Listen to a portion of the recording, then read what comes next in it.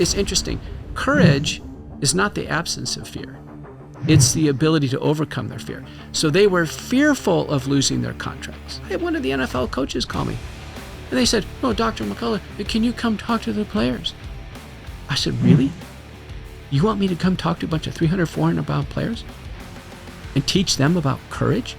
Like suddenly all of them are worthless? Suddenly they're all going to lose their contracts all at once? Really? The whole NFL is going to lose their contracts?" This is about courage. That's what this whole thing is about, courage. What it is, Brad Lee, back again with another episode of Dropping Bombs. Today in the studio, folks, as always, I've got a real treat for you. This time, Dr. Peter McCullough. How are you, sir? Thanks for having me. And as well, Laban Ditchburn. What have I got myself into today? I always have to have an accent when I say Ditchburn. Crikey. So if you guys aren't familiar with Dr. Peter McCullough, I don't know where you've been in life. He's all over social media. Well, I mean, even though they don't want him on social media, when I was tagging you, it basically said, "You sure you want to tag this guy?" He's been spreading a lot of misinformation about, let's call it the vid. Yeah, what if they should say is to say, "Are you sure you want to tag him? Are you ready for the truth?" That's what it should say. Dropping truth bombs, Brad. That's what it is. Are you ready? And is this book out? The book is out. The book has been out for just over a year now. It's a 5-star bestseller on Amazon.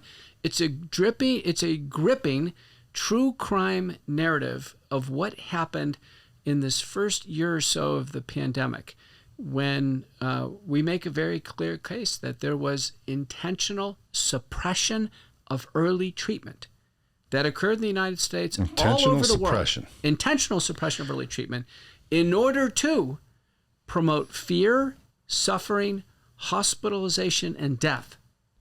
And this is a very important book because so many people suffered through the pandemic. They want to know why, and they need to read the book. You can read the book in about 3 hours. It's big print. It's got just about 300 pages, 300 references.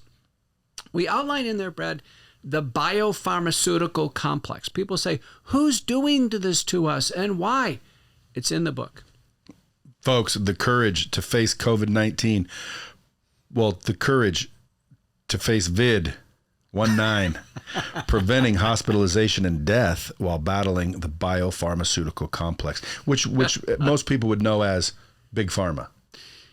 Oh, it's way bigger than Big Pharma. Turns out Big Pharma is kind of a small part of the complex. Wow. The complex is very important to understand. Who owns the complex? The complex has formed probably over about 20 years. They meet every year in Davos. Wow. I don't know have you ever gone to Davos? You ever get invited? Never. Laban, you? Won't anymore. Not anymore. I never have either. What if they invited you? That'd be a great call. I'd love to go. I'd love to come. They don't have the courage to invite me. What's been going on is the World Economic Forum, the Gates Foundation, the Wellcomes Trust, the Rockefeller Foundation, the World Health Organization. You could just see the invite list who's there. U.S. senators, some of the top business leaders all over the world, other dignitaries go to the World Economic Forum. I analyzed the agenda last year at the World Economic Forum meeting. 22% of it was on economics. What's the other 78% on?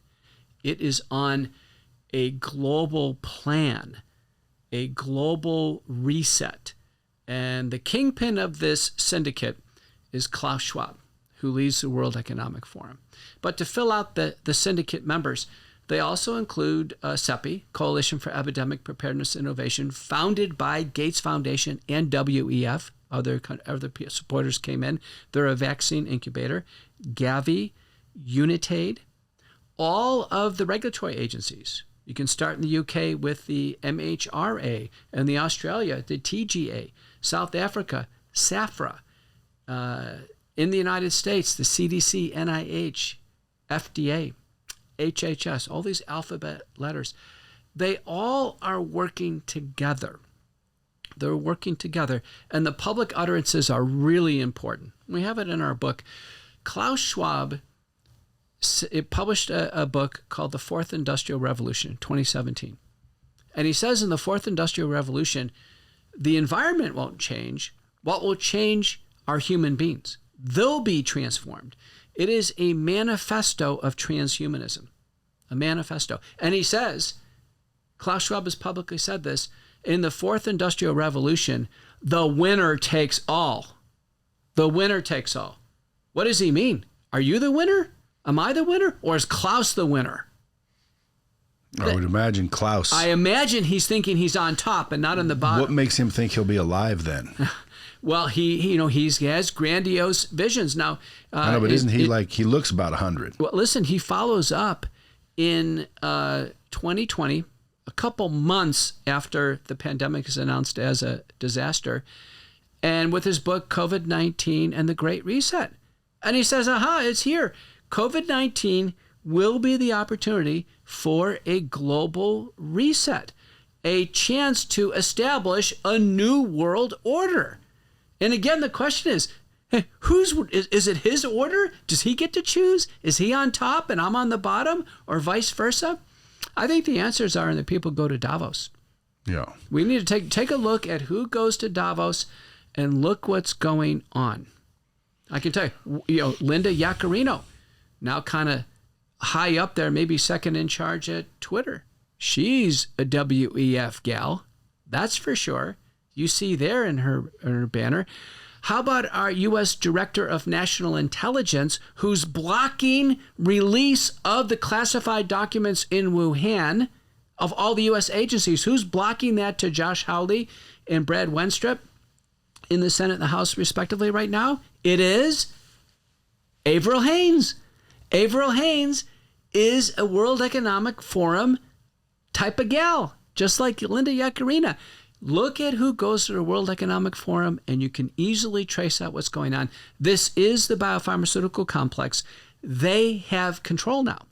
They have control of NGOs that are very powerful. They're investing in one another. Gates Foundation invested a couple $1 million into BioNTech, got out billions on the back end. I'll repeat that, millions to billions. What do you think? What do you think their reason is? I mean, like, they just don't care about the population. They just want to be by themselves on a big earth. We can just pay attention to their public utterances. How about kind of a high up, second in command, kind of creepy WEF operative, Yuval Harari? What does he say? What does he publicly say? There's too many useless eaters. I mean, I'm not making him up. That's what he said. Yeah, that's useless eaters. Yes, Verbatim. Like my child, perhaps. Maybe you, maybe me, maybe your kids. But you can't make this stuff up. This is almost. I'm not a useless eater. I'm a overeater. Well, I'll tell you what. I'm following Laban, man. He's really figured it out. He transformed himself. I don't know if you saw that video of Laban basically jumping up on monkey bars in a gym with a 40-pound pack on. And I was like, I showed it my wife. I said, there's Laban. There's no way he's going to make it. There's no way he's not going to make it. There's Anna going, go, Laban, go, go. And he makes it. He makes it. Like, it was a long set of monkey bars all the way. Carnivore diet for the win. Yeah. That's your ticket to freedom, folks. That's why they don't want you to eat meat. How's the meat on the old heart? Well, meat is a mixed type of picture. The polypeptides that are in meat or protein, animal and fish protein, the polypeptides are all about the same. It's really the package. It's like, what's the package? So let's take fish. Same polypeptides, the polypeptides in your fish are the same that's in your Kansas City steak. And by the way, the best steaks in the world, I think, are in Kansas City. The difference is the package. Fish is packaged in really good, essential unsaturated fat. It's essential. I mean, you need them for life. The red meat is packaged in unessential saturated fat, which has direct harms to it because it stimulates the body to produce cholesterol and what have you. It makes you fat too. So I'm all for eating protein, but higher quality sources of protein go in this order: fish, beans, nuts, egg whites, non-fat dairy, and occasional lean meat. Occasional. I ran into a heart surgeon. You're a cardiologist. Right. I ran into a heart surgeon. He has a book that basically says, how do you stay off his operating table? And he tells you, eat the fuck out of red meat. Isn't that weird? Here was my biggest question when you were wait a minute. That doesn't make any sense. Yeah. He's a heart surgeon. He doesn't want to keep people off the table. He wants them to come on the table because that's what he does for a living. He does heart surgery. Well, you would think, but he's not. He only does it when he has to. Right now, he's one of the doctors that are saying, I'm against our system. It's rigged. I tell you, he blew some smoke at you. Are you kidding? I mean, he's basically. Well, you're a cardiologist, aren't you? He's waving in more patients. He's saying, eat a ton of red meat so you can end up needing bypass surgery. That's what he does. So here's my question. How come doctors can't agree? Well, it's the same reason why lawyers can't agree and podcasters can't agree and politicians can't agree. So who do we listen to? Do we listen to Dr. Peter McCullough? Do we listen to these other people that are saying that you're spreading misinformation? Who do we listen to? Everybody, because everybody has an opinion. This is really important.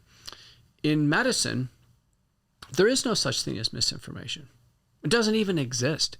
There simply are observations, and there's always two or more points of view, and we do research. Science is a process. Nobody owns science, and we make observations, we discuss them, and then we approximate the truth. We use inferential thinking. So in medicine and clinical sciences, we actually never really know the truth. We're just trying to get closer to it. It's very different than deductive thinking. So deductive thinking would be physics and engineering, where there's a law, and it's the law of gravity, and we must rely on the law of gravity in order to plan how a plane takes off, what have you. They use deductive thinking.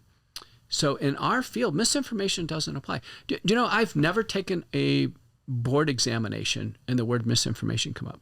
I'm one of the most published people in the history of medicine. You're looking at them. Okay?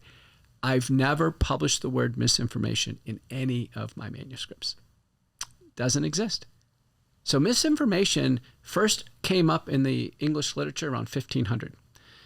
And it was widely used in Nazi Germany, widely as a propaganda term. That's the reason why people use misinformation, because they are propagandizing. They are intentionally trying to deceive populations. And then it was word of the year, Washington Post, 2018, partisan politics. So misinformation is not a scientific term. It doesn't apply. If this heart surgeon claims he doesn't want any more business and you should eat a lot of red meat, some people may believe that. Others would say, wait a minute, red meat has saturated fat. Saturated fat is related to the production of cholesterol. Cholesterol blocks the arteries. And is this fact? Do all doctors agree to that? Well, nope. Doctors obviously. That's what I'm saying. So, like, who do you listen to? You think it does? He thinks it doesn't. I think you listen for the most part to people that look like $1 million. Like I don't take advice from a fat doctor or a skinny chef. That's pretty fair. But as a baseline, you don't base it all on that because there's always exceptions. But well, dude, there's research. There's studies. Yeah, there's research. And you would think that if the researchers, showed their evidence, that everyone would agree. Oh, look, when you do this, this is what happens. Like, how do you disagree? I don't understand. When it bubbles up to amalgamating research up to, the American Heart Association dietary guidelines for the prevention of heart disease. Yeah, which I heard is all bullshit. Okay, but what I'm saying is when things amalgamate up to there, those guidelines say for someone like you, try to keep it less than 20 grams of saturated fat, probably less than 10 grams of saturated fat. Now, if you can When you say someone like me, what does that mean? About your size. Okay. So what I'm saying is if you can do that and eat red meat, knock yourself out, Brad. Go for it. But this idea of you're going to listen to a heart surgeon who says he doesn't want any more business, so therefore you're going to eat a ton of red meat. Well, what's the likelihood? I don't know. I don't know. What's the likelihood? Who are you trying to fool? What's the likelihood someone reads his book, eats meat, and ends up on his table? Like, I don't think he's doing it, so you end up on his table. Maybe you don't know. Well, we don't know, and that's the craziest. It just doesn't make sense. If I told you, If I told you, listen, I'm a neurosurgeon, I never want to ever have to do an emergency craniotomy ever again. So therefore, I want everybody to stop wearing motorcycle helmets. Go ahead. I mean, what is the guy really saying? He wants to do a lot of emergency skull surgery because people squash their head in motorcycle accidents. So you have to have an interpretive framework to listen to different points of view. That's all. Now, you also have to temper what you want to do. In your mind, what you may want to do and what you want to do, you may really want to eat a lot of meat because you love meat. And so you say, wow, all these people are saying these different things, but I really like what that surgeon says because I want to eat meat and he says it's good for me to eat meat. That's confirmation bias right there. There you go. Bingo. Well, it may be because I do love a nice steak. Well, there we go. You just fessed it up right there. I love hamburger. I don't really like fish much. I definitely don't like organs. You probably eat them all the time in ground beef. But for clarity, carnivore diet is a very loose term. There's no clear definition of it. But it's all animal-based. So it's a combination. In the last 7 days, we had plenty of red meat, bison, beef, wild-caught salmon. And when you look at ruminant animals... See, again, you wild-caught salmon. How do you know it was wild-caught? You couldn't... Because they said it was? Well, Which, by the way, they've been caught lying about that shit, too. This is my point. Like, how do you know what is the truth anymore? You don't. You have to have some common sense. You have to have some common sense. Like when they gave out the jab. Common sense. Yeah. Now I did read an article that said you were at one point testifying somewhere where you were supporting the vaccine. No? No. So you've always said don't take that. No, thing. I've been neutral. I was neutral out of the gate. And it was about 3 months into it. I was in the Texas Senate, March of 2021, and I let the Senate know, listen, it's not coming out good. So it turns out of going backwards. I hate to interrupt, but I got to know, like when you're sitting there and these are government officials sitting here listening to you, right? Supposedly the people in charge. Yeah. And you're telling them this shit. What do they, is someone coming in after you saying this guy's a freaking quack full of shit, son of a bitch? This shit's good. Like, why don't they believe you? There's a general sense that people are urinating in their pants as they're hearing this. To tell you the truth. I don't know, but if I were like in charge and I had a doctor, especially doctor after doctor after doctor. You, Brett, looking at you, you'd be urinating in your pants. Here's the reason why. Because you took it yourself and now you're stuck. Because as soon as it's in your body, people start to say, oh no, this stuff better get out of my body. When they hear that it doesn't get out of the body, it keeps producing the lethal protein that was engineered in a biosecurity lab in Wuhan, China. On purpose? On purpose. People start to, you see all ranges of emotion. You see eyes start to glaze. I don't want to hear anymore. You start to see evasive things. People's heart See, rates. I wouldn't. I would be scared and I would be saying, how do I treat it? How do I... Well, you say, how do I get it out of my body? Out? You know, we'll get to that later on. But yeah, I've testified in a lot of places. But you're looking at the only public figure who ahead of time published an op-ed in The Hill. The Hill's probably the most widely read kind of insider Washington journal for the House, the Senate, the executive branch, and all the governmental agencies. The title of the op-ed, and this was August of 2020. This is before the vaccine trials were done. In the August of 2020, the title of the op-ed was The Great Gamble of the COVID-19 Vaccine Development Program. I'm the only one who raised the question, this may not work out. Now, under oath, when I was in the U.S. Senate, on November 11th of 2020, under oath. This is like 3 months later. It was the very last question we have is, I was a majority witness for Senator Ron Johnson. The question is, do any of you have any comments about the vaccine? It was given to our panel. And our response, we were expecting the question. Our response was no answer. Why? Because at that time, the results of the vaccines were only released by press release, and we didn't have the details. The details didn't come out actually for quite some time afterwards. By the time the vaccines were started, the needles were in the arm December 10th of 2020, we knew very little about these vaccines. We didn't know the ingredients. They weren't disclosed. Still don't. Still don't know them. We didn't know all the details of the clinical trials. We knew that Pfizer owed us the dossier, because they were the first to market, the dossier of what happened during their clinical trials. And then the 90-day post-marketing period was beginning. So they were going to owe us a report by March anyway. So I did the appropriate thing. I had no comment. I was neutral as these came out. Looking back, on January 22nd of 2021, so this is now just about 4 weeks after vaccine, we already had excess mortality of people taking these shots, reported to the CDC VAERS system. But sure enough, 90 days later, when Pfizer locked their 90-day dossier, they would not release that to anybody. The FDA had it, and the FDA wouldn't release it to anybody. And everyone said, let's see what's happening. Americans were asked to take these shots. Tell us what's happening. Everyone was stonewalling us. See, isn't that against the law somehow? It's against regulatory law, for sure. So how come nothing's happening? Well, here's what happened. So under freedom of information, this ultimately got taken into the court system. One of the lead attorneys was Aaron Siri. This was pressed. A public health professional and review committee was assembled. I was the initial captain of that committee.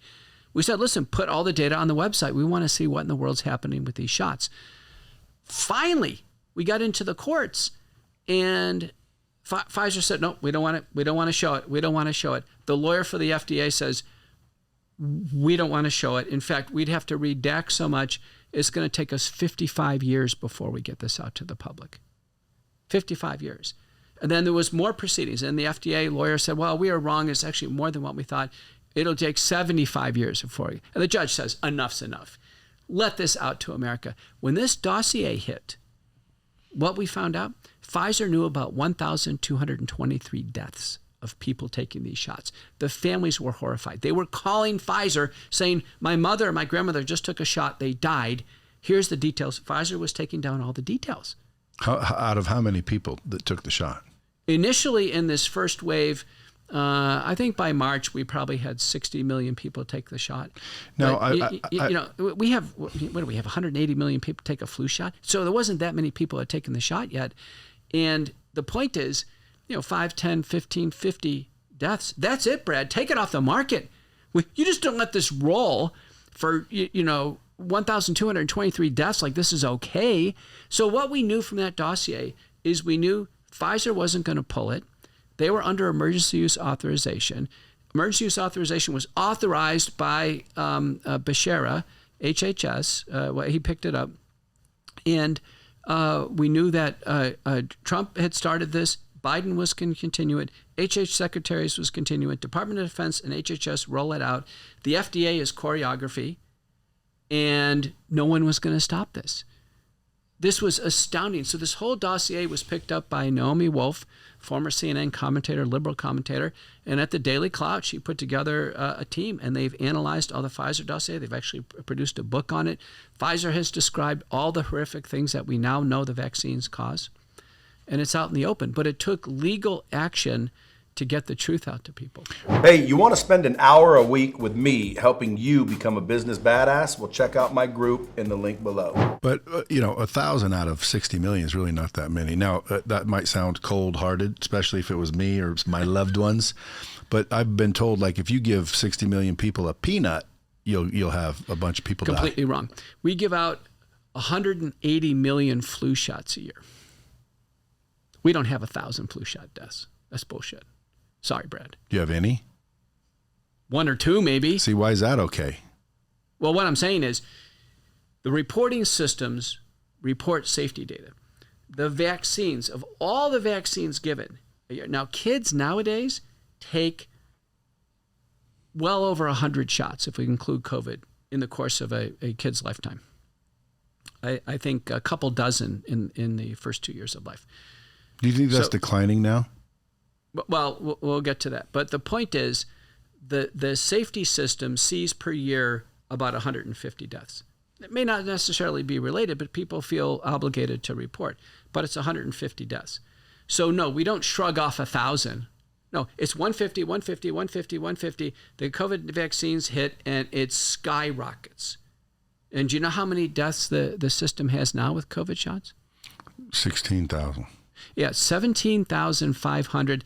And that's what the CDC is certifying. Which is probably bullshit. Okay, well, it's a very low number. What's in there is probably real. I've reported them. I report to VAERS. I'll tell you what I do is I get all the information. Patient took the shot. They develop blood clots. They have this horrific scenario. They die. It's obvious they took the shot. The shot causes blood clots. That's known. They died of blood clots. Done deal. And you die of blood clots by basically getting clogged and In the stopping lungs, your blood? in the heart, the lungs, the brain. So I report it to VAERS. They wait. It gets a temporary VAERS number. They wait, get the death certificate, see what the death certificate says, what the medical examiner says, and they log it. 17,500. In FDA testimony, when the public comes in, scientists comment, in all of these vaccine meetings, the established underreporting number for that VAERS death, because I have to have the vaccine card, I have to have all the information, autopsy if it's been done. I have to have a lot of information to do the death report. Otherwise, I can't do it. The underreporting factor, if someone takes a shot and they die at home, nobody knows the information, they pick them up, it'll never get reported. The underreporting factor, Brad, 30. 30. That's a conservative number. Some think it's 40. So 30 times 17,500. What's the casualty count with the vaccines? Between 500 and 600,000 Americans have died of the shot. It's worse than the Civil War. Every presidential candidate should be saying, listen, we just had a civil war in the last 2 years. This is the biggest thing that America's faced. And the enemy would be the biopharmaceutical complex. They want a needle in every arm.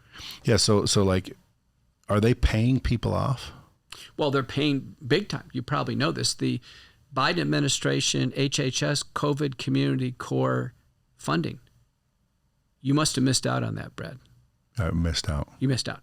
Okay, what was it? $13 billion flowed to medical societies, American College of Obstetrics and Gynecology, American College of Pediatrics. It flowed to 4,000 media outlets. Obviously, truth bombs didn't get it. It flowed to Hollywood, the NFL, Major League Baseball. And the money went and said, promote the vaccines. Push these vaccines. But doesn't that make anybody in charge curious as to why? If the money is so big and you're told the vaccines are good and you're the chief financial officer of a company and the money comes in and says, listen, here's your company, here's $20 million of COVID relief money, and look at the FAQ that you're supposed to support the vaccines, what have you. And then companies started setting up quotas. Well, we got to hit so many number of people getting vaccinated. Do you ever notice it was the bigger companies that had the vaccine mandates and the little bitty companies didn't? We didn't. Well, there you go. You see, you can see who was getting money and who wasn't. You know, the NFL is a good example. So in the first year of COVID, probably a third of the players got COVID. They're strong. It's an easy illness to get through. So we're talking about now we got the spring of 2021. So we already had a year of COVID. And the NFL Player Association said, listen, we don't want to get the shot. I mean, the FDA told us the vaccines cause heart damage. The athletes can't take it. They can't sustain heart damage. There's no way. So the NFL Player Association says, we don't want the shots. The NFL says, you got to take the shots because they took the money from the Biden HHS COVID Community Core. So this gets into this tension. We're at the summer of 2021, and the NFL says, take the shots. So the players, according to the NFL, took the shots from August of 2021 to March of 2022. And they had all these COVID protocols. They were doing testing. And remember Aaron Rodgers? Aaron told Joe Rogan that, because he wasn't going to take the shot, Aaron had to wear a special yellow band and they wouldn't let him work out with anybody. It was all this bullshit COVID protocols for these big, strong players, right? Because they were afraid, maybe. We don't know. But some of them took the shot. They didn't want to. That should tell you something. The biggest, strongest, some of the wealthiest athletes in America don't have the guts to say no to this. That should tell you something. They take the Well, shot. they have the guts. They just didn't want to lose their contracts. They should have more guts to overcome the fear of losing the contract. So it's interesting. Courage is not the absence of fear. It's the ability to overcome their fear. So they were fearful of losing their contracts. Yeah. Right. So they have to have enough courage I mean, to overcome the fear. I wouldn't have taken the shot regardless. Okay, because you had enough courage. No, it's not courage. To overcome it's the just fear. I ain't fucking taking that shit. Well, that's what I mean. You have to have the courage to overcome. So look at but really though, it wasn't courage. If they would have told me, Brad, you're going to lose everything, get the shot, I ain't getting it that. Still was I ain't getting that fucking Brad, shot. It's Brad. That's about the most courageous Brad, thing that's you can do. courage. I know, but that's not courage. Yes, it That's is. fuck you. Brad, I ain't taking that shot. missed Neither the- are my kids. So If you fuck see- you. No, you missed the point. That means you have enough courage. You're not afraid to lose everything. Well, because dude, you're gonna lose everything if that fucking shot gets you all freaking, Bingo. weirded out. Bingo, you got it. So it's having enough courage to overcome the fear of losing everything. So what happens is the players take the shots. So we get to March of 2022. The NFL goes, it's over with. It's over with. We're dropping everything. No more mandates. No more vaccines. Now, why do you think that everything. is? It just stopped. Suddenly, COVID didn't exist because they hit a quota. I guarantee they agreed to hit a quota. They claim they got 95% of the players vaxxed. Remember Cole Beasley used to play for Dallas and the Bills? He said, listen, I'm not taking the shot. Aaron Rodgers said, I'm not taking the shot. Now, Cole Beasley came out and said he's not taking the shot. Rodgers kept it quiet. So these guys kind of negotiated a deal where the public didn't know, and then it came down to it when Rodgers got COVID, it came out. So the players, they didn't have a lot of courage to come out and say, I'm not taking the shot. But I can tell you who did, Kyrie Irving. He said, listen, I'm not taking the shot, and I don't care. And so did Novak Djokovic. So I'm not taking the shot. And then one of the Australian interviewers said, or one of the European interviewers said, are you willing to go lose this place of being the greatest tennis player in history? He looked him deadpan in the eye and said, yes. Amen. So would have I, That's though. courage. Well, then I guess I'm a courageous son of a bitch. You have courage. So do I. I said, the vaccine mandates came down in my hospital system. I said, really, I already had COVID. I'm already strong. I'm a strong runner. I'm healthy. I said, anybody who wants me to take a shot, I want them in my office, front and center. I want to look them in the eye. You don't need to take a shot, Dr. McCullough. This is about courage. That's what this whole thing is about, courage. I had one of the NFL coaches call me. And they said, well, Dr. McCullough, can you come talk to the players? I said, really? You want me to come talk to a bunch of 300, 400-pound players and teach them about courage? Like suddenly all of them are worthless? Suddenly they're all going to lose their contracts all at once? Really? The whole NFL is going to lose their contracts? If these guys would have stood up, if they would have had some testicles. You mean the NFL? Yeah. They would have test up and said, listen, we're not taking this stuff that causes heart damage. The FDA says it causes heart damage. This is not a mystery. We're not going to take this stuff. The FDA says it causes blood clots. We're already through COVID. It was about courage. If they all would have stood up, America would have cheered and said, listen, the NFL's not taking it, and I bet the NBA's not going to take it, and the MLB's not going to take it. It would have changed the landscape. The fact Really? that You think just those franchises would have saved the world? People. Because I bet you anything, the media wouldn't have let that out. Whoever owns the media owns the shit. Because, like, right now, I always say, well, he can't be the only doctor that thinks this. And I know that you're not, because I know other doctors that think the same thing you do. But you don't hear from them. Why? Well, because the media doesn't want the consensus to be, shit, it ain't just him. He ain't a fucking quack. There's a million of them. Well, why don't they let that out? Why don't they say there are many, many doctors that disagree with this shit? We're friends with a couple of doctors. They're a married couple, doctors. Oh, they freaking vaxxed up. They were telling us to vax up. I said, I ain't doing that shit. And so they were like, they didn't really stop hanging out or anything, but they got COVID, everybody. I don't get why the media wants to suppress all this information. Just like when I was tagging you on social media, I might get suppressed now. Why? Because I tagged you and said, he's spreading misinformation. Like it's a fact. They're part of the complex. Every one of these big tech guys goes to Davos. How do we get to be part of the complex then? The World Economic Forum is these guys wouldn't have the Brad, Can I these get guys- in? These guys wouldn't have the courage to invite us to Davos. I mean, look at you. You're such a big, beefy guy. You compared to Yuval Harari, there's not. I know, but if we're gonna kill off 7 billion people, dude, I'd like to remain here. Listen, I'm with you. The bottom line is not taking the vaccine was the best health decision we ever made. I'm not worried about myocarditis or blood clots or neurologic problems. Are you worried? Do you have any worries? No, Larry? but Not at again, all. there are people that work here fully vaxxed. Oh yeah. I'm like, what? I met What do you one of say to those people, though? Well, I met one of them, and you know what she said, which is true of so many people. You know, people took these shots not because they thought it was the best health decision. She was like, listen, I needed to see my parents. Oh, yeah. And they live far away. Or I needed to, you know, it was some desperate thing. It happened, Some reason. Yeah, it happened in my family where my wife's parents are in Toronto. They've been locked down forever. My wife's trying to order groceries for them. They're both, you know, close to 90. They don't drive. I mean, they're just in a little box in Toronto. The snow is 2 feet deep. I mean, things are getting bad. And we said, listen, we got to get them out. They're going to die in the house. They're literally going to die in the house. We don't know what they have for food. We can't get this figured out. There's nobody to help them.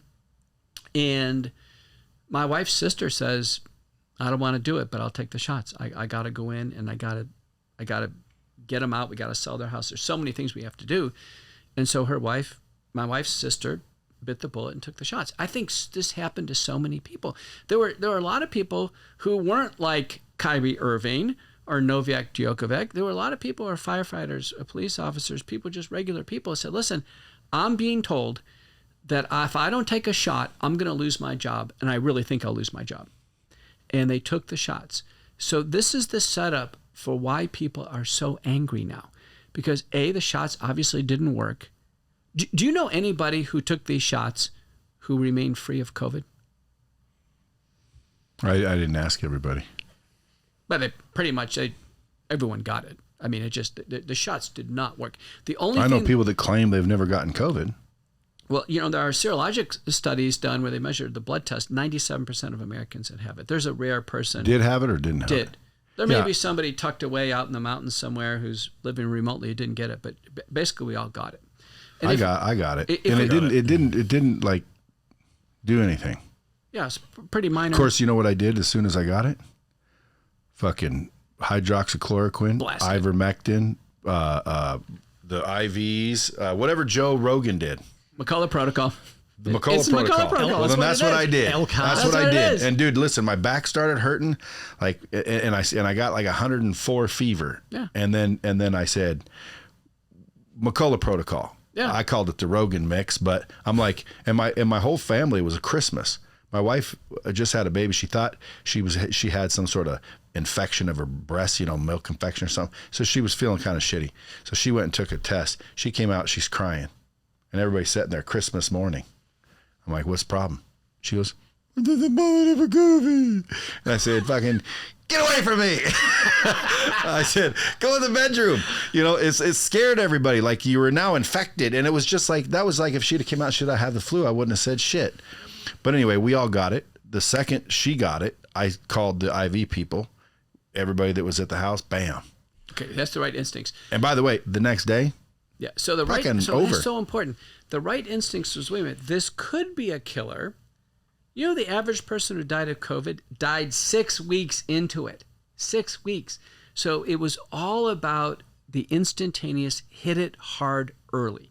It was so clear, hit it hard early. That was the principles of McCullough protocol. I was the first to publish a paper in the scientific literature that said we should treat this early. Now, I got it out in August of 2020, and in my field, it can take 2 to 4 years to publish a paper. You know, the medical publication world moves slowly, and I moved heaven and earth to get this thing published. It's published in the American Journal of Medicine, one of the most highly ranked journals. I would have went to New England Journal of Medicine, but I saw them turning. They were becoming fraudulent, just like Lancet and some of these other journals. I published in the American Journal of Medicine, and it said, we don't have time for large randomized trials, which are going to take 2 to 4 years. People are sick now. We need to take our best stab at this. We need a multi-drug protocol to have things that work against the virus, work against inflammation, and work against blood clots, because we saw blood clots forming. I published it in the American Journal of Medicine. Joe Alpert is the editor from Arizona. And then the letters to the editor came in, and it was amazing. I got a letter to the editor from Duke, from Monash in Australia, from Canada, Brazil. And the letters came in, and Joe Alpert let this go. This is what should happen. Doctors should publish fairly in a journal, and then there should be a dialogue. And it comes through this letters to the editor correspondence speed. And the letters came in. So, Dr. McCullough, you can't treat COVID. You can't treat it early. You don't have enough evidence. And my response would be, overcome your fear and join me in helping people get through this illness. We'll find our way. And every one of it was a statement of fear and a statement of bold confidence. Every one of it. It's memorialized in the letters to the editor.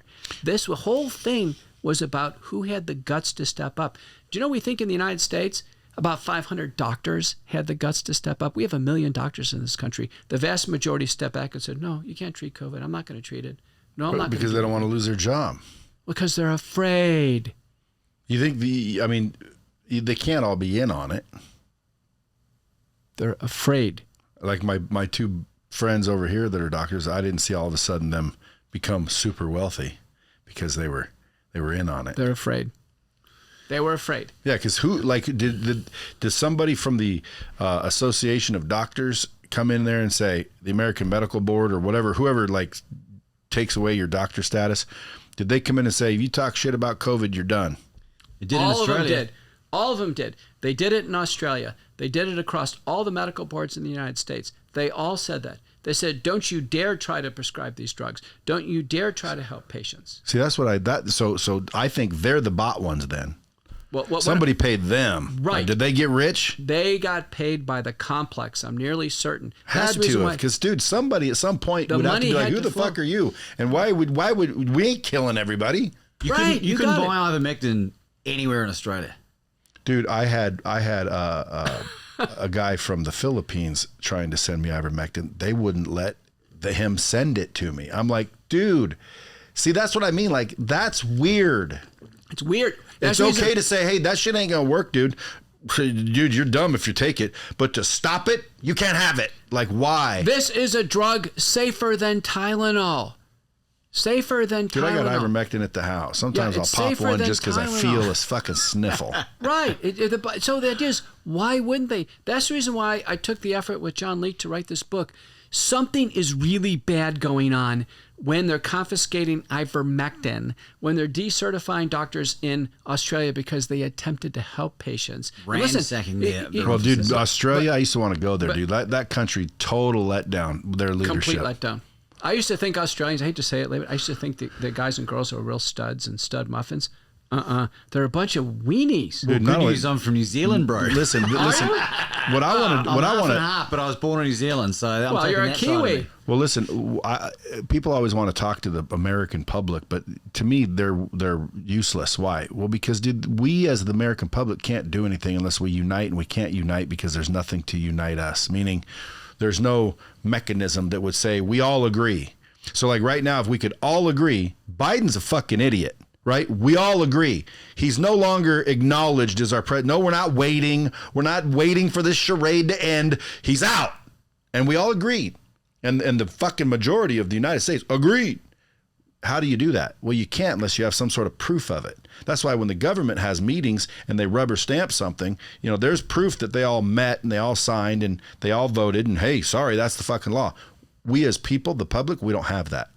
We need that, but we don't have it. I want the voice of the people. Everyone give me your fucking vote and let me go up there. Oh, go get them. I'll bet you money if I had 350 million votes for the United States populace to where the whole world said, or the United States said, whatever that man fucking says, we vote whatever he says to vote.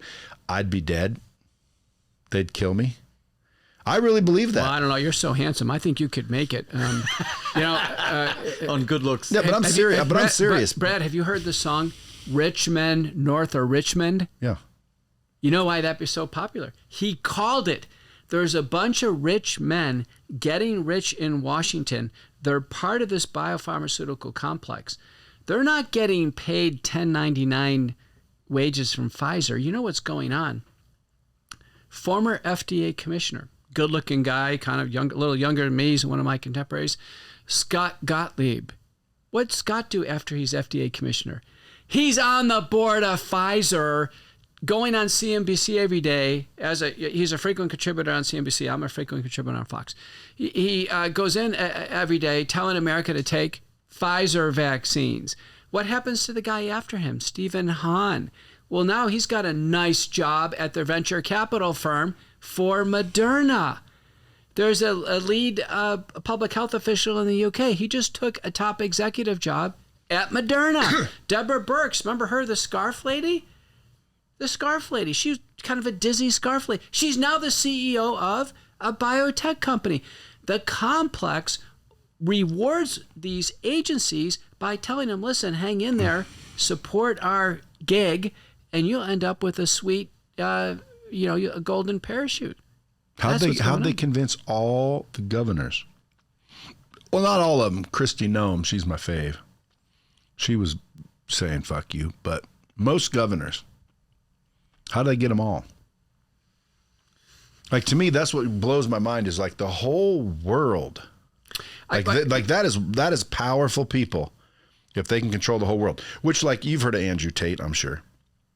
Andrew Tate's some dude that they put him in jail, and supposedly the Matrix is out to get him. I'm not following the story though. I'm not following the story. Well, bottom line is he's young, and he's he's not young. That's not the thing. He's cool, and all the freaking kids are listening to him, and all he's saying is fucking be a man, quit being a pussy, and start working out and whatnot. But I mean, if you really eating a lot of red meat. But if you take it really, he does eat steak, coffee, and cigars. But the funny thing is if you really believe and buy into this evil cabal shit, dude, they could just fucking kill him. Well, then people would know. How would they know? They could literally have a black helicopter come out of the sky, blow his fucking house up with him in it, and that's it. Like, everyone says, what happened? Nothing fucking happened.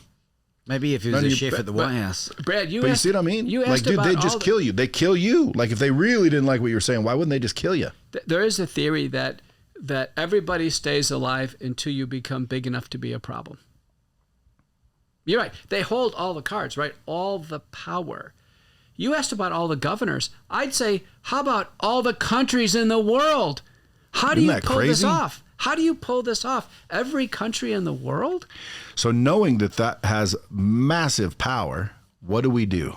Because I don't want to end. I mean, this thing's supposed to be ending, but I want to keep going a little bit, if you don't mind.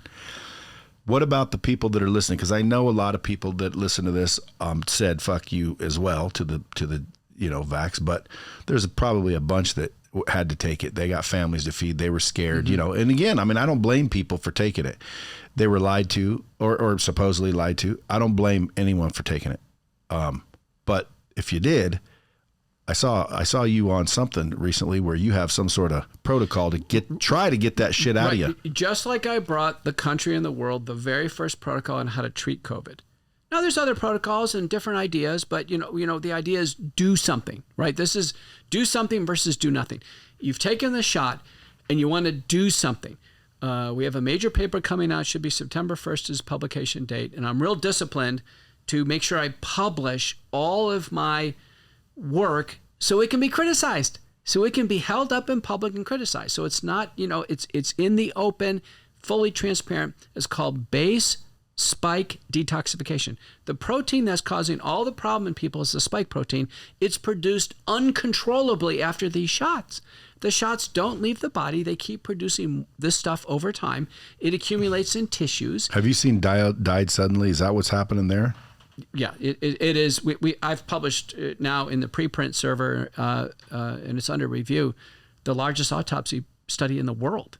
And I can tell you, yes, the vaccine is causing these deaths. That is not. Have you seen died suddenly? Yeah.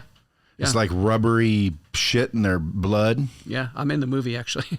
So, it is blood clots. You should have said, "Have you?" And heart damage. Yeah, I've seen it. But here, what should people do? What we're proposing in this paper, and there'll be two papers in the same issue of the journal that will support this, is take natural substances that break down the spike protein, that are proven to break down the spike protein, such as nattokinase.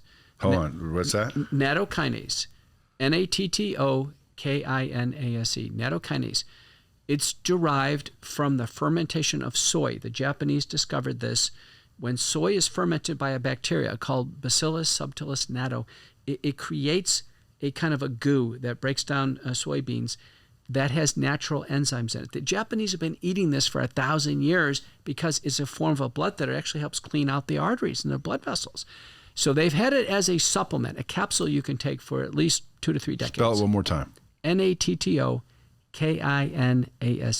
nattokinase. Okay, I'm probably going to take that so anyway. And I wasn't even vaxxed. Sounds good to me. Yeah. Soy sauce. 2,000 units twice a day. That's step number 1. Step number 2, there's another set of natural enzymes that work by different cleavage points on the spike protein that's complementary, and it's called bromelain. Bromelain. Bromelain. Bromelain. It's derived from the stems of pineapples, and 500 milligrams once a day. And then the last natural substance that we think has some benefit based on clinical studies and randomized trials is curcumin. Curcumin. Curcumin. Derived from turmeric, Indian spice. 500 milligrams twice a day. And there's enough preclinical data and enough clinical studies right now. And now my practice sparing. So I said, listen, I'm not going to support this until I do it myself in my own patients and I start to see some results. And my practice partner, Brian Proctor, and we all decided we're going to be disciplined on this. And we pulled the trigger on it. We submitted a manuscript now about 2 months ago. Again, it takes time to publish. We need to take action now. Do you know the Biden administration and HHS has invested $1 billion in long COVID research? And people have after $0 in vaccine injury research. But $1 billion in long COVID research, nothing's come out of it. So don't hold your breath that suddenly Pfizer will have a miracle drug to get you out of this vaccine. It's not going to happen. So I'm telling you, we have to take action now. We can add things to the base. Certain scenarios, we add other drugs to the base. It depends if the heart is damaged, if there's a blood clot, etc. But this base, we're running, Brad, from 3 months to 12 months or more in order to take care of patients, and we are seeing results. I can't make any therapeutic claims because there are no large prospective double-blind randomized placebo-controlled trials. But, Brad, there are none scheduled. There's none planned right now. Not only that, I think once that emergency use authorization went through, they don't even have to, like, every year they can just make a new one without even getting it approved, correct? When the BA4, BA5 boosters came out, there were no human studies. They just said, we tested it in animals and we got an antibody response, let's go with it. So believe it or not, people who took the boosters now have at least 3 different spike proteins circulate in their body, BA4, BA5, and then the Wuhan spike. Now, is that transhumanism? Injecting messenger RNA that is pseudo-urinated, that is not broken down by human ribonucleases, that takes over the body and produces endlessly a foreign protein from a biosecurity lab is transhumanism. Period. It's changed the human body. We are working like crazy to try to restore the human body to the natural self. That's the reason why it was so important to stay natural and not take these shots. Why? Because once the body takes the messenger RNA in, we don't have a method of getting rid of the RNA. We're just right now just trying to catch up and get rid of the spike protein. Do you think, are you faith-based at all? Yes. So, because when everybody starts getting real dramatic about it, I always just say, it's part of the plan, isn't it? Because what can you do? You're not going to go stop these people. All you can do is maybe hopefully warn some people, which is why, I'm happy you're on the show. Now, they might stop my show, which I don't think they will, because who gives a fuck about old truth bombs? But I will tell you this. I had another doctor in the beginning of COVID on the show. He was running around saying the same type of shit. He's now dead, oddly enough. But Rashid Buttar, I put it on YouTube. 2 days I had 7 million views in 2 days. And they deleted it. They said, that's all bullshit. And we didn't even say much. So they may do it again because isn't round 2 coming around here right now? Yeah, we're on round 2 now. Ding, ding. By the way, listen, here comes an election year. Uh-oh. And by the way, if I were a politician, I would be saying, fuck all this. Because that's who's going to win, if you ask me. Now, people always say, oh, I love Trump. Well, dude, Trump told you to get the vax. So there's a check in the wrong box there with old Trumpster, because old Trumpster said, get it. And I said, what? He said that? And he did say that. Want to hear something fun? I went on the show with Laura Trump, his daughter-in-law. I just went on her show. It's going to come out in probably a few days. I asked her a question. I said, Laura, if someone's following the government guidelines on the vaccine, they've taken 7 shots, Laura. I said, do you know anybody, ding, ding, ding, who's taken 7 shots? She goes, no, I haven't. I think that's the question to ask your doctor friends. Listen, if these vaccines are so good, show me your vaccine card. You got 7 shots on that vaccine card? Oh, because that's the recommendation. Yeah, you don't, doctor. Why not? Do you want to see who's really... So, I asked everybody. Do you personally know anybody who's taken 7 shots? I would imagine my assistant, if anyone, she did. She took 3. Oh. She told me. Do you know anybody, Laban, take 7 shots? Probably my father. Ask him. Well, anyhow, I personally don't have anybody who can certify they've taken 7 shots. So I did a Twitter poll. And I asked, does anybody out there in the Twitterverse know anybody who took 7 shots? And you know what the answer was? 9.9% of people said, yeah, I know somebody who takes 7 shots. Most of the people who answered were Canadian, Australian, outside the United States. But the point is, very few people are... Are they still alive, the people that took 7 shots? But very few people are in the narrative. This is what we know. The COVID Community States Program, which is the fair assessment population base published by Harvard Northeastern University, 25% of America did not take a shot. That's us. Okay, that's 25%. That's a big chunk. Now, the Kaiser Family Foundation survey just came out. It's been done periodically. They are very pro-vaccine, so they ask very biased questions to try to, juice people up on vaccines. Kaiser Family Foundation study says 1/3 of Americans say the vaccines have caused thousands of people to lose their lives. Thousands of people. So 1/3 of America knows. Think about this. Zogby survey last summer about this time.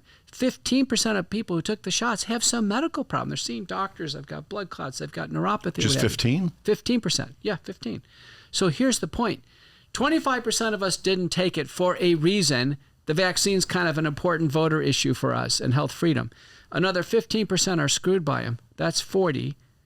Now you got maybe an overlapping 30 who says this calling. Whoever is running for president better figure this out pretty quick, because only 60% of people vote.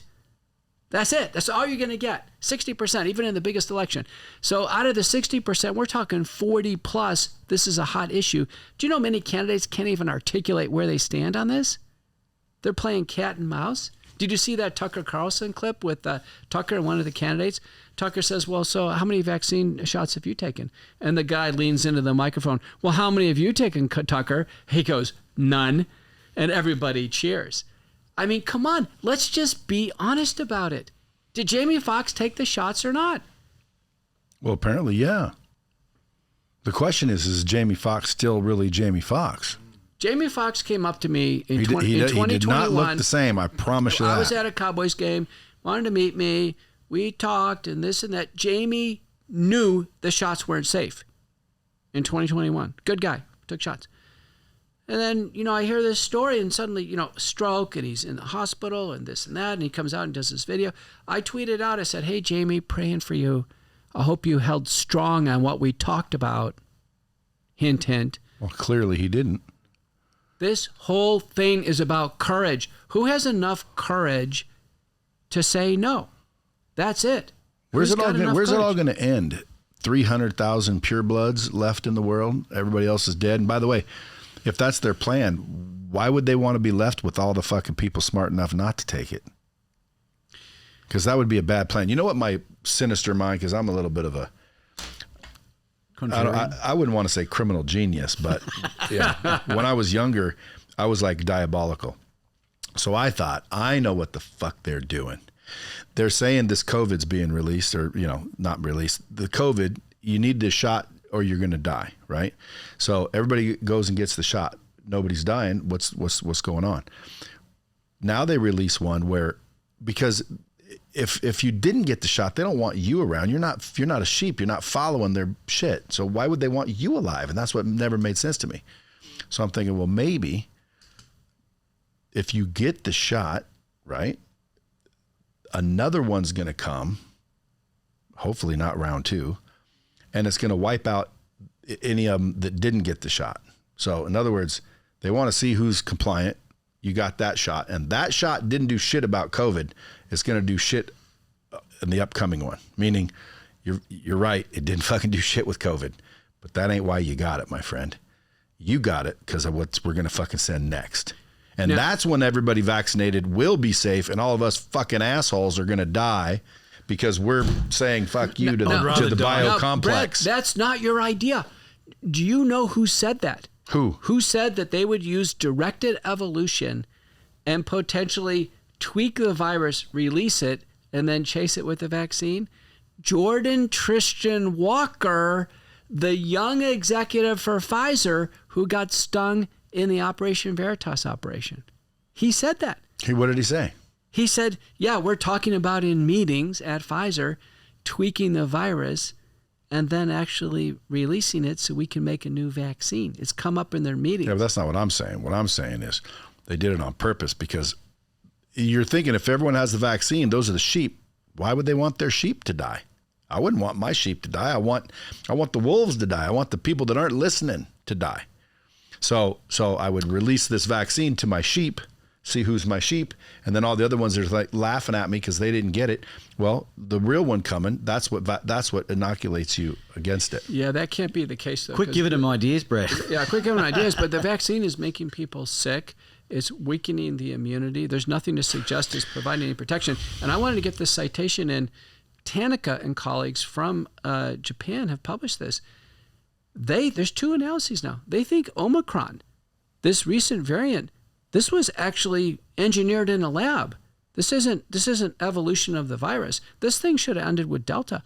Omicron actually shut the immunologic door on Delta. Delta just went away overnight. And now we have this new variant that can infect people who have already taken the vaccine and people who have natural immunity. Remember, before this, natural immunity was good. I went on Joe Rogan. I said, listen, natural immunity.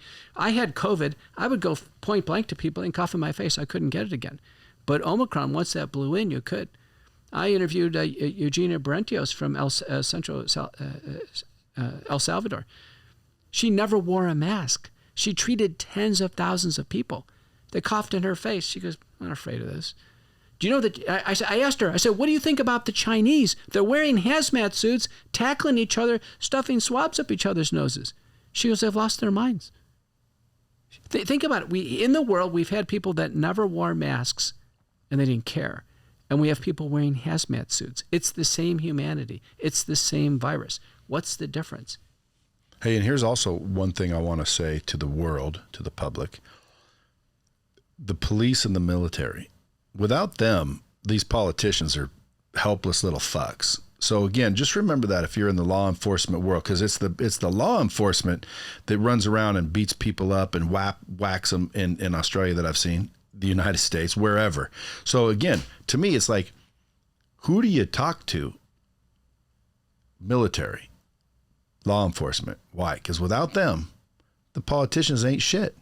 Without them, who's going to enforce anything? They say, hey, you guys stay in your homes.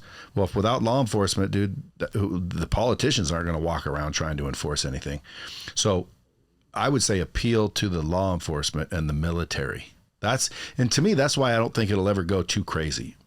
Because when the government says, hey, go start rounding them up in their houses and shit. Well, dude, those are our brothers and sisters and aunts and uncles. And like, those are our people in the military. Like, I don't think ever the military and the police, agencies are going to go against us, which is, I think, obvious. But now I start hearing that they're bringing in other foreign UN police departments, and they probably don't give a fuck. Yeah, I'm involved as a pro bono expert trying to defend and help the military, police, fire, many, many cases. I'm actually involved legally in over 100 cases, doing everything I can. I've gone through JAG attorney after JAG attorney. In fact, I would love to be in court again and face a JAG attorney. Love it. Because the JAG attorneys, they're military lawyers. Once they finally asked me a question about the vaccine, I said, the vaccine that's in your body, counsel, JAG attorney, it's producing the Wuhan spike protein in an uncontrolled manner. It's circulating in your bloodstream. It's in your brain. It's in your heart.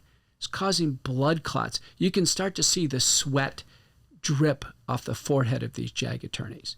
They are so scared to death of what's happened. They finally gave up with me and JAG attorneys. Now I have DOJ. I said, just bring them. Yeah, get rid of the JAG attorney. I want a DOJ attorney. No one has the courage to face me in a court of law. Not a single doctor out there, not a chief of medicine, a dean, anybody has the courage to face me face to face and have a discussion on this. Do you know I've actually never been criticized by a high-ranking medical person, ever. I've testified 3 times in the U.S. Senate. I chaired 2 long sessions. Fauci refuses to show. Walensky, Jha. Is Fauci paid off criminal? He's going to have to stand on his own. He's going to have to stand on his own. He seems like it. He looks like he's in trouble to me. How do you explain some people get blood clots and die and some people don't? The most important paper to cite, this is when you asked about what's going to save humanity, it's going to be human error and manufacturing error. Paper by Schmeling and colleagues, Denmark, high quality paper published in a great journal. Pfizer had all the shots of Pfizer and had all the complications, all the side effects. So they got the data. Just slightly less than a third of people who take the shots, no reaction. Nothing in the arm, no side effects whatsoever. It's like taking nothing. Fortunately, your assistant, I talked to her, nothing. She had 0 side effects, 0. Those people end up having nothing over time. Nothing ever happens. My wife's mother, to get out of Canada, took these shots. She goes, I took the shots. It was less than a flu shot. It was as if there was nothing in it. That's a third of people. A third of people are going to be saved by the fact that it looks like it was a dud. Now you have 2/3 of people. Well, was it a dud or a placebo? We don't know. The Erlanger Institute in Europe was supposed to be doing the QA on this. They had decided a third of these they didn't have to look at. It's very suspicious. It's very suspicious that it's either... let's just take it. On face value, it looks like it was a dud. It didn't have any material in it. 2/3 of people have somewhat of a mild reaction. They know they got something, but it doesn't evolve into a disaster. The third batch, this is where all the action is, and the data are the same in the United States. Senator Johnson, by the way, brought this to the CDC and the FDA in 2021, towards the end, saying, listen, there's a batch problem. Some of these batches, the vaccine has no side effects. Other one of the batches, it's lethal. All the lethality is loaded into these high-risk batches, and the Schmeling data is 4.2% of all the doses, 4.2%. These numbers are so important. So 4.2% in Schmeling. Do you know the CDC vSafe data, which was the cell phone app that everyone's supposed to do who took the shots? And people did this in the United States. 10 million people downloaded the app. Do you know that of the vSafe participants, 7.7% had to go to the ER or be hospitalized within a few hours of taking the shot? 7.7%. The Zogby survey says later on about 15% are kind of sick. They have some medical problem. So it's a fraction of people who took the shots who really have a problem. Every time they take another shot, the dice roll. Maybe they'll get a high risk. And there's many examples of this. There's in the published literature, shot 1, they're okay. Shot 2, little sick. Shot 3, fatal. This happened. There's a paper by Nushida, Japan, 14-year-old girl.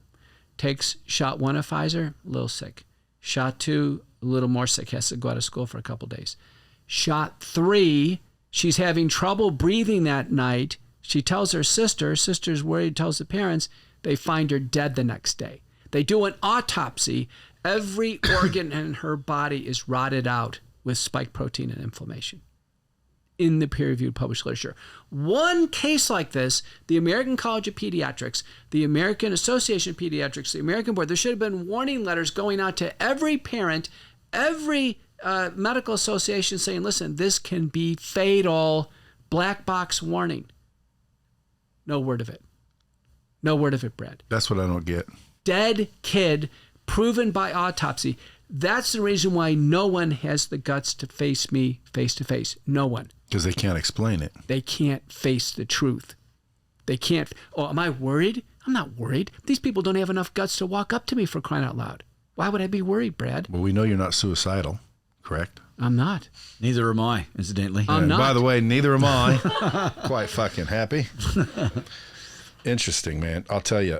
Folks, you better go get the book, The Courage to Face COVID-19, Dr. Peter McCullough. And by the way, you said the whole world needs more courage. I think that's why Laban, the world's best courage coach, Yes. is here. He's going to go give the world courage. How do you do such a thing? Leading by example is a hell of a way to start. And it doesn't need to be me, folks. It's people like Dr. Peter, it's people like Brad Lee that are putting themselves in the gun. And when you get a groundswell of people putting themselves in the gun, all of a sudden you got a shitload of ammunition and you can fight back. So yeah, or include me into this fucking complex bullshit. I need $2 billion to keep my mouth shut. Okay, we got a plane coming out to pick you up to go to Davos. Yeah, invite me to Davos, give me $2 billion, and I'll be like, Dr. Peter who? What happened to that episode? you can join the World Economic Forum. It's a mastermind. It's like between 60 and 600,000 a year to join. You know that? Dude, listen, I don't pay attention to that shit. The only reason I'm paying attention to this type of shit is because number one, I've had family take the vaccine, and I'm telling them don't do it. They're what I call libtards. Like they believe that it'd be crazy to believe that fucking there's a big plan to harm us. I'm like, dude, I don't know why that's so hard to believe for people. The government is not your friend. I don't believe. So at the end of and not only that, I don't think the government is these people you think are the government. These are the positions controlled by the people that actually run the country, which sounds like those. I always say big pharma. It's big pharma, man. It's whoever's paying the dollars. Now think about it. You're a governor. They come to you and they say, hey, listen, I'll give you $50 million. And by the way, $50 million times 50 governors, how much is that? 2.5 billion. It's nothing. It's nothing. No. They could fucking give you that, no problem. For $50 million, dude, people fucking do some crazy shit. Mm-hmm. And they don't care because, well, your family, we'll give you the what do you call it? Anti-venom. What's the placebo? No, the cure. What's the word for it? Well, you're thinking. Well, right now it doesn't exist. Some type of anti-venom. The serum or some type of antidote, basically. Yeah, antidote. Yeah, so they're going to give you the antidote. So all you have to do is just keep your family out of don't eat this. Oh, by the way, mRNA in food. You keep hearing that shit. Is that real? That's a whole separate topic. The self-replicating RNA, it's a little different. It is in pork. It's in pork since 2017. So if you eat pork, you can get the hopefully it's denatured and cured and cooked and, the curing process of it. But the National Cattlemen and Beef Association, they wanted zero transparency on this. They wanted zero transparency on whether or not genetic shots are used in the animal. The U.S. Cattlemen Association, Brooke Miller is a doctor who leads that. They wanted transparency. Guess what? The bad guys, guess who they are associated with?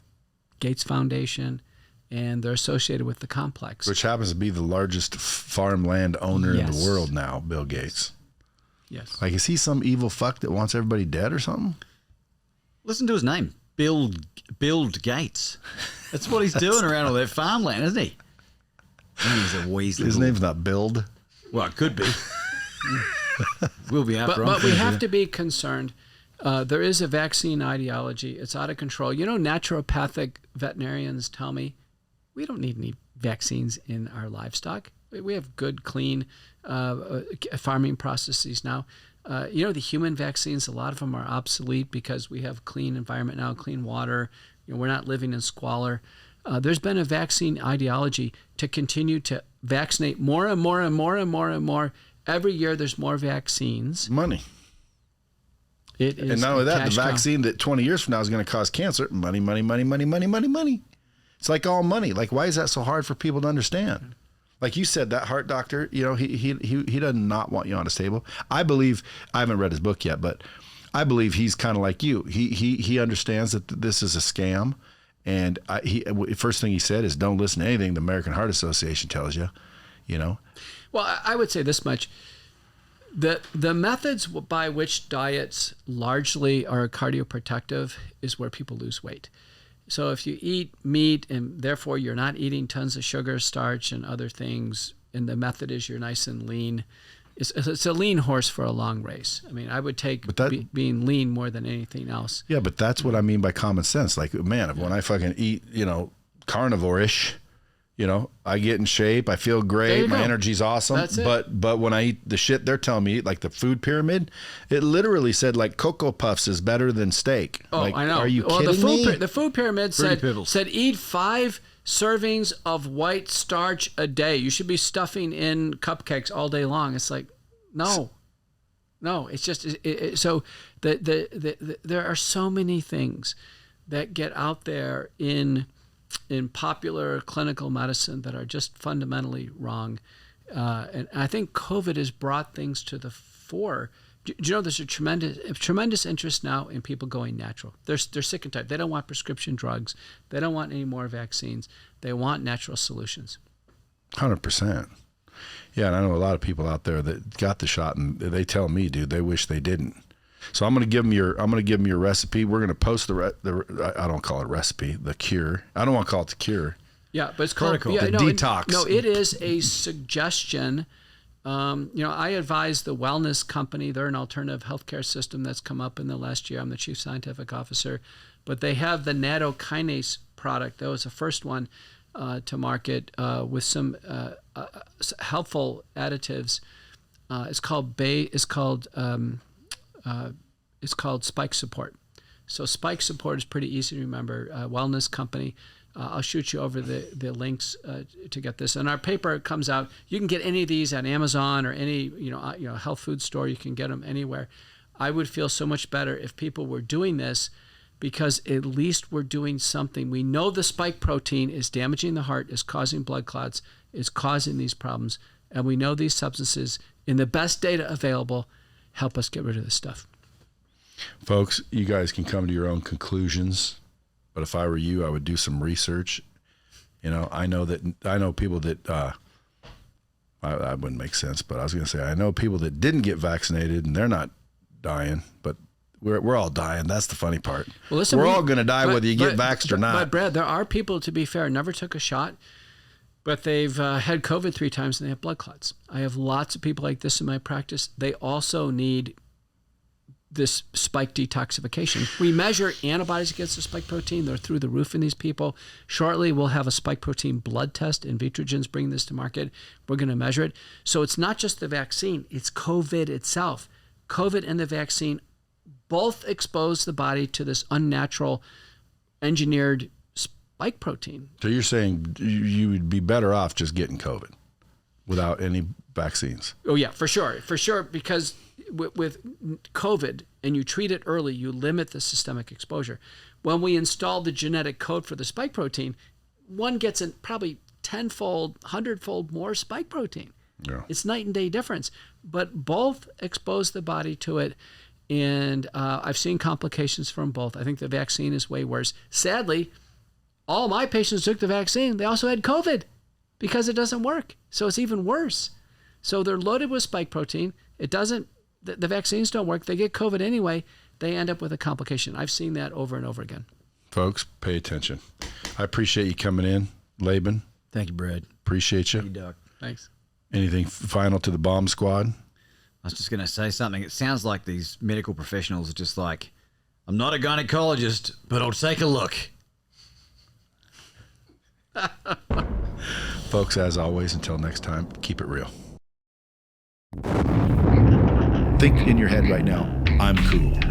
Now, if you just think I'm cool, you didn't say it out loud, just think it, I'm cool. Whose voice did you just hear? Because again, you heard it in your head, right?